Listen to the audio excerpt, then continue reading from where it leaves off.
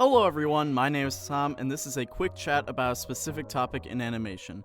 And today, we're going to discuss ThunderCats Roar? I'm sorry, this must be a mistake because ThunderCats Roar isn't real. That was a practical joke on the internet to capitalize on the animosity towards Teen Titans Go. No way it was a real show that you can go and watch now. Except, it is. And you know what? I don't hate it. There's been a lot of discourse over this past weekend surrounding this ThunderCats reboot. Some of it positive, some of it extremely negative, and a lot of people saying that it's just kinda average. But going into this show, I really just had the perspective of, if it's good, that's awesome. If it's average, then oh well.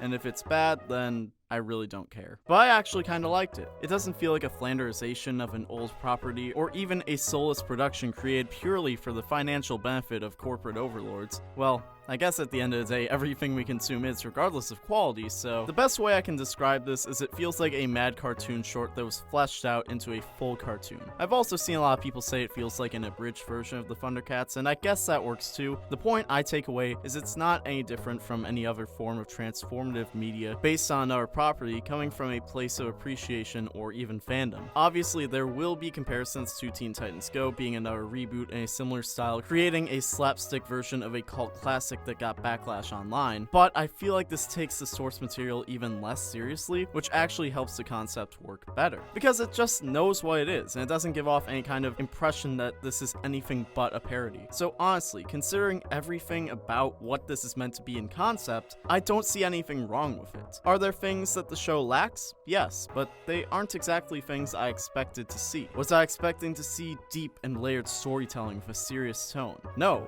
In fact, I was surprised to see the amount of story that was there just in these first 2 episodes. I even feel like I should praise the fact that they did a pretty good job of communicating the plot in a very straightforward and easy to follow way. Because not every cartoon has to be the next Gravity Falls or Last Airbender to be worthwhile. Animation is a versatile medium that has room for both serious storytelling and shows like ThunderCats Roar, with both being good in their own ways. That being said, I'm not so sure how I feel about all of the main cast yet. They all seem to have a level of charm to them, but it's kind of a question of how well their writing will be executed, because it feels like they all exist on this swinging scale where they can either be really likable or just straight up obnoxious. In these episodes, I think they leaned more towards likable, which is a good start, but it's hard to say where that will go once the show actually gets moving. Them being likable is subjective though, so maybe I'm just crazy. That's always entirely possible. I do appreciate the fact that the bad guy Mumra was simultaneously really threatening and also kind of a fool, which isn't an easy balance to find. And I felt that a lot of the ideas proposed in this introduction were well executed. Granted, I don't know if all those ideas were always that great, but the execution was good. For example, I did feel like the whole concept of Lino being incompetent was kinda overdone, but at the same time, the way they coupled that with him just being so overpowered and lucky that it didn't matter that he was so incompetent, while giving him a supporting cast that plays off of that with an understandable frustration and self-awareness, made it so that actually kinda works, even if it's not my taste. And for the most part, the things I didn't enjoy about this show I felt directly related to the fact that I'm a 22-year-old man watching a show that has a much younger demographic.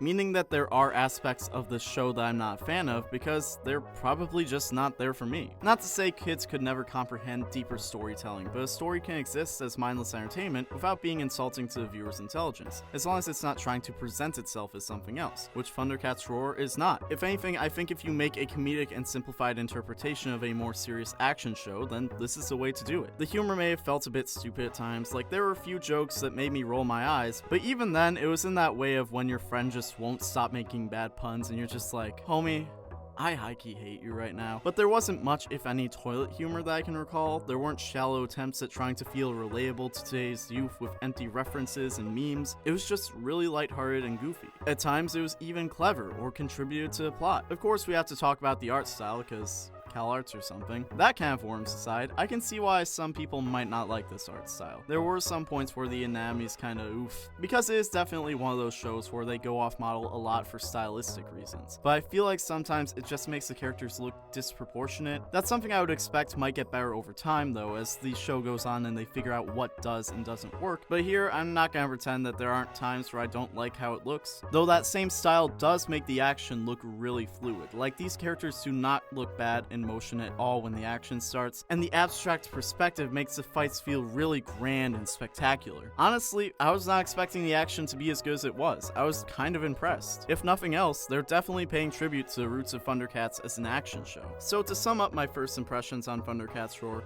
I think this is actually pretty good for what it is. Like, genuinely, if Cartoon Network wants to produce these types of shows that are comedic parodies of cult classics, this is a good way to do it. They incorporated the source material, didn't take itself too seriously, didn't go out their way to pander to younger viewers, and made it clear that the people on this show know what they're doing, with the lowered expectations to let them experiment and try some things that may or may not work. Honestly, I doubt this will be something I'm going to seek out and try and watch regularly, partly because there are so many shows coming out right now or ongoing that are just really amazing, but it's definitely looking to be great for what it is, and I think it'll exceed with its intended audience. If I was a kid, I think I would really like it. It may even grow on people. I don't know though, it might take a while, but regardless, do you think that ThunderCats Roar has potential? Let us know in the comments below, or you can find us at Roundtable Vids on Facebook, Twitter, and Instagram, or find me at TommyPQM on Tumblr, Twitter, and Instagram. If you enjoyed this video, give it a like, and share it with your friends. If you have yet to do so, consider subscribing to the Roundtable and hitting the bell to never miss a video.